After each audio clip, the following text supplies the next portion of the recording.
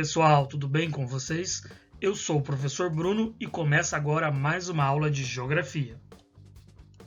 Você conhece ou já ouviu falar da cidade de Ouro Preto, em Minas Gerais? Das Cataratas do Iguaçu, no Paraná? Das ruínas de Machu Picchu, cidade perdida dos Incas, no Peru? Das pirâmides de Gizé, no Egito? Do Monte Fuji, no Japão? Do frevo, que é uma dança típica do estado de Pernambuco? E do Coliseu em Roma, na Itália. E o que todos esses lugares, construções e manifestações culturais têm em comum? Venha comigo que esse é o nosso tema da aula de hoje, Patrimônios da Humanidade. Mas o que são patrimônios? Patrimônios são porções do espaço ou manifestações culturais, que ao longo da história, mesmo com todas as transformações pelas quais passaram os espaços e a sociedade, elas se mantiveram, sendo reconhecida sua importância de preservação, ou seja, são formações naturais, construções humanas ou manifestações culturais que estão presentes no cotidiano dos lugares e das sociedades, os quais são de extrema importância para elas, e são reconhecidas mundialmente e devem ser preservadas. Mas quem diz que algo vai ser patrimônio? Os responsáveis por esse tombamento, ou seja, por esse reconhecimento do valor histórico, artístico ou cultural de um bem, pode ser feito por diversos órgãos. A nível mundial, reconhecendo os patrimônios mundiais, nós temos a Unesco, que é uma agência da ONU, e ela reconhece atualmente mais de 800 patrimônios em todo o mundo, sendo 22 deles somente no Brasil.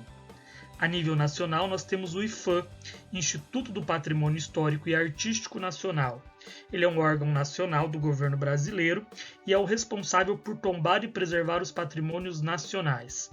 Além disso, nós temos os governos estaduais, que são os responsáveis por tombar e preservar os patrimônios estaduais, e também os governos municipais, que são responsáveis por tombar e preservar os patrimônios municipais. E os patrimônios podem ser de três tipos. Eles podem ser classificados em patrimônio cultural mundial, patrimônio natural mundial e patrimônio cultural imaterial.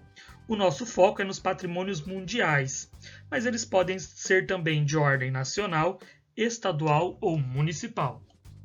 Patrimônio cultural mundial é composto de monumentos, grupos de edifícios ou sítios arqueológicos que tenham um excepcional valor histórico, estético, arqueológico, científico, etnológico ou antrópico, ou seja, são construções humanas.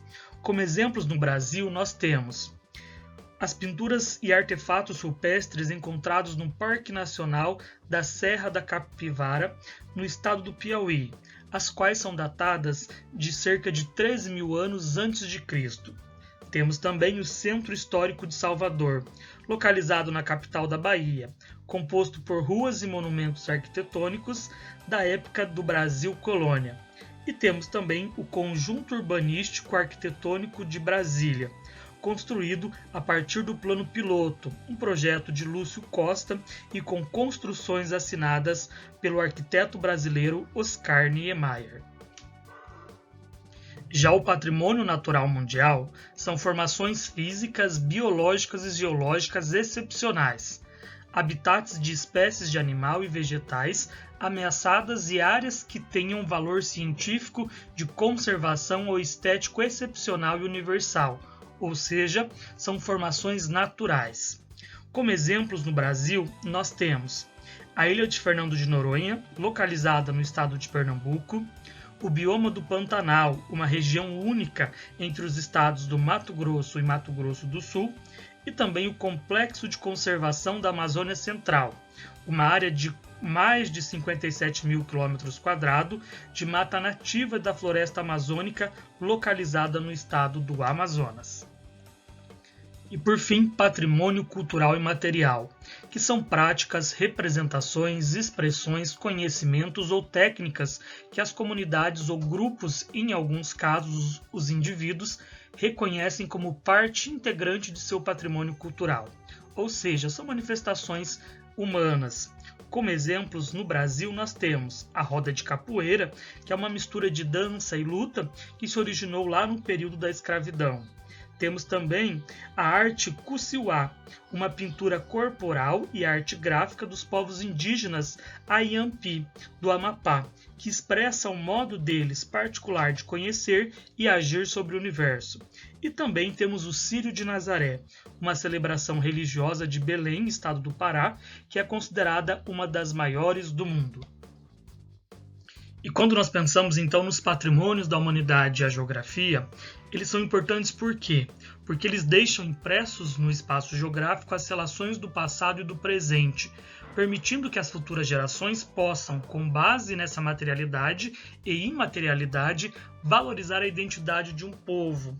E quando é dado um status de patrimônio a um ambiente, um edifício, uma manifestação cultural, entre outros, também se está interferindo na dinâmica do espaço geográfico, na maneira como as pessoas passarão a perceber aquele local, aquela manifestação.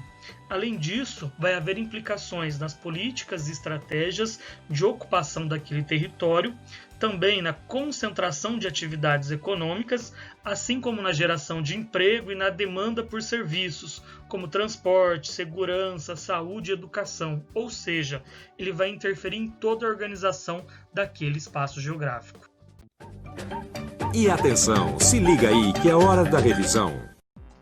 Na aula de hoje, então, falamos sobre os patrimônios. Vimos que patrimônios são porções do espaço ou manifestações culturais, que ao longo da história, mesmo com todas as transformações pelas quais passaram os espaços e a sociedade, elas se mantiveram. Vimos também que a preservação dos patrimônios permite que as futuras gerações possam, com base nessas materialidades e imaterialidades, valorizar a identidade de um povo. Vimos que esses patrimônios podem ser classificados em 3 grupos: culturais, naturais e imateriais.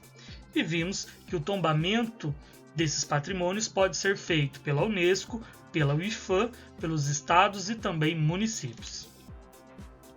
E é isso aí então, pessoal. Ficamos por aqui. Obrigado pela atenção de todos e até a próxima.